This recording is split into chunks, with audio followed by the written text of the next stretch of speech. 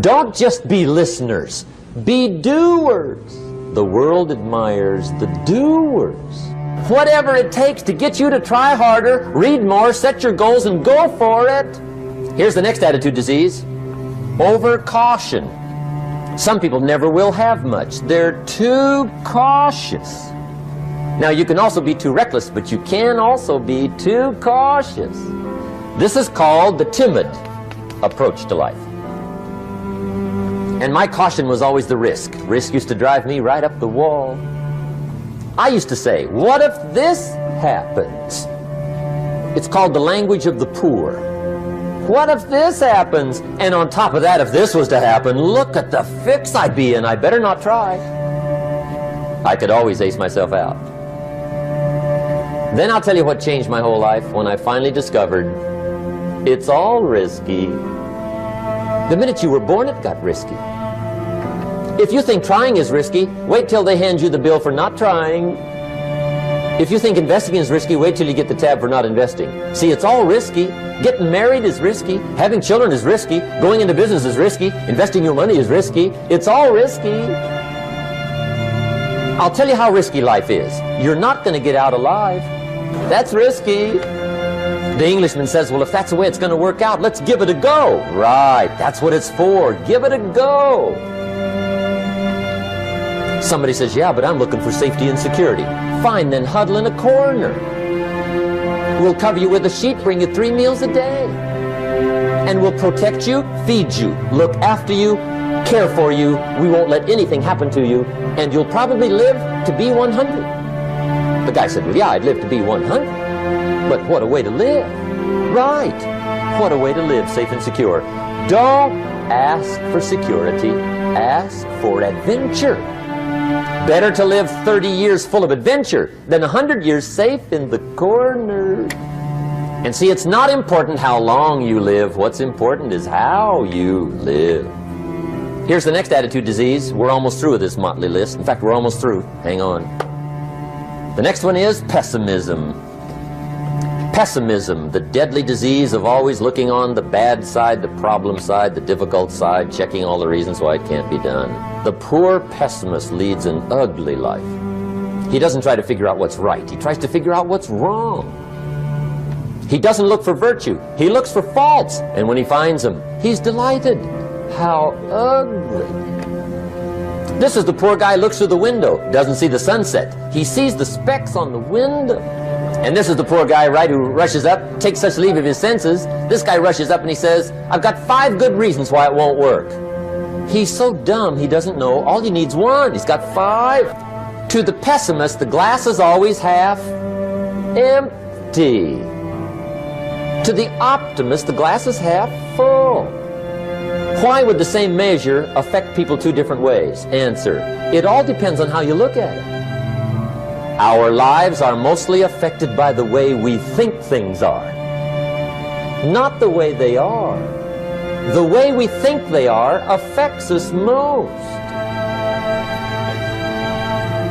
There's a subject we don't have time to get into tonight called better thinking habits.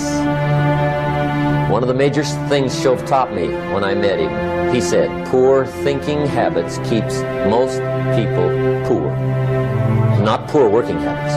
Most people work hard, but they don't think hard. And Shove taught me that the mind is like a factory, a mental factory. And whatever you think about all day long pours ingredients into this mental factory. And that's what builds the economic, social, financial fabric of your life.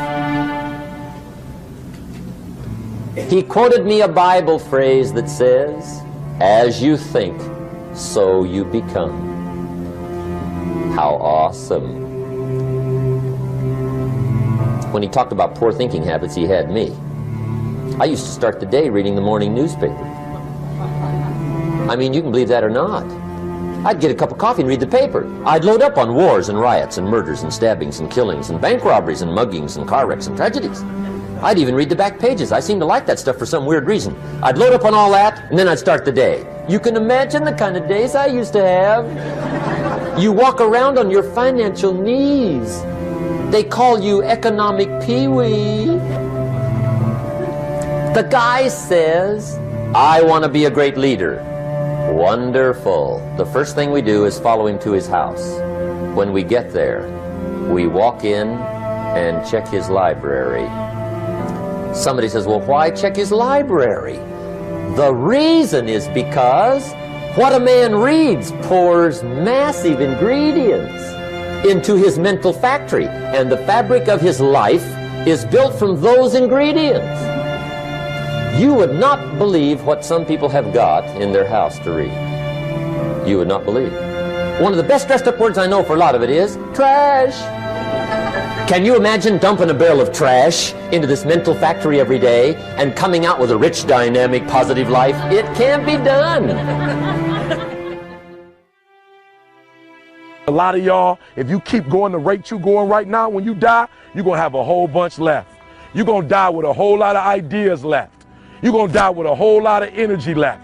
But man, when I'm running, there are times when I run and I get to the end of my run, I know I ain't done nothing. Why? Because when I finish, I got too much energy left. I got too much strength left. I'm still breathing normally. I know I hadn't put my all into it. I'm asking you to know what your limits are. All right? Because you got to be able to measure where you are, because you can't get to where you're going if you don't know where you are. You have to be able to measure where you are. But once you measure it, we got to hit that wall. Once we measure it, we got to start squeezing so we can get more out of it. And then once we hit that wall, we don't quit, we don't give up.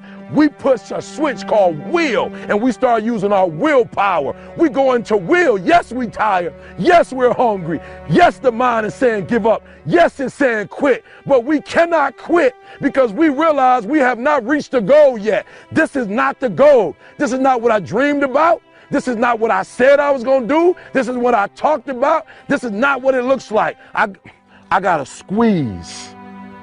And then once we get past that place, once we get past that 30 minutes, or that 35, or that 40, or that 45, or that 50, and once we get into that hour with our will, we become comfortable with being uncomfortable. We no longer thrive to be in the comfort zone. We no longer place ourselves in positions that make us feel good. We no longer put ourselves in positions that make us comfortable, that gives us that warm, fuzzy feeling. Because listen here, boo, some of what you want, some of what you trying to get ain't in the comfort zone. And so if what you want is not in the comfort zone, you got to come out of the comfort zone to get what you want.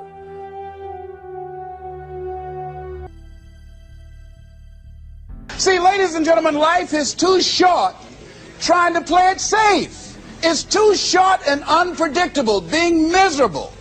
It's too short for that. Here's the thing.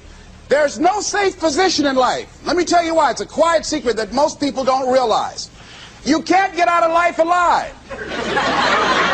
Hello, you can't get out of life alive. So there's no safe position. You can die in the bleachers or you can die on the field.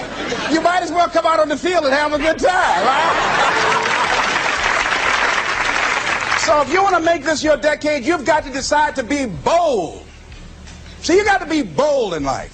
You got to take life on. I remember I was at a major corporation. I had to give a presentation, and there were two guys sitting across from me, and the guy said to the other fellow, looking at the last two finalists, and that involved my firm and their firm, said, listen, looking at the credentials, this guy doesn't have any credentials.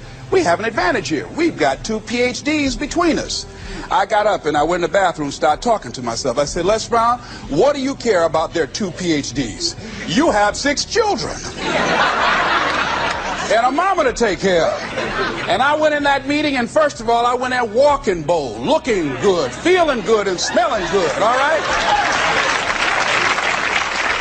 And I sat across that table, and we started negotiating, and I operated in a spirit of absolute certainty. I looked at them as if the only reason that they were born was to give me that contract. They survived 1 out of 9 million sperms to carry out this transaction. And I got the contract. Hello. So you got to decide to be bold. Most people go through life trying to creep. No, no, no. Trying to be casual about it. No, no, no. You go through life being casual, you'll end up a casualty. No. You've got to be bold in life. You've got to take life on. Move out of your comfort zone. It's the courage to move into your zone of discomfort where you feel awkward and clumsy and sometimes alone. The comfort zone is one of the greatest enemies of human potential and of your potential. When people get into a comfort zone, they strive to stay in that comfort zone, even if they're not happy with their situation. Often their whole lives pass them by while they're furnishing and reinforcing their little rut of medium performance. You need the courage to continually move yourself in the direction of your biggest goals and ambitions. You need to be willing to face discomfort in order for you to grow. You need the courage to launch in faith with no guarantees of success.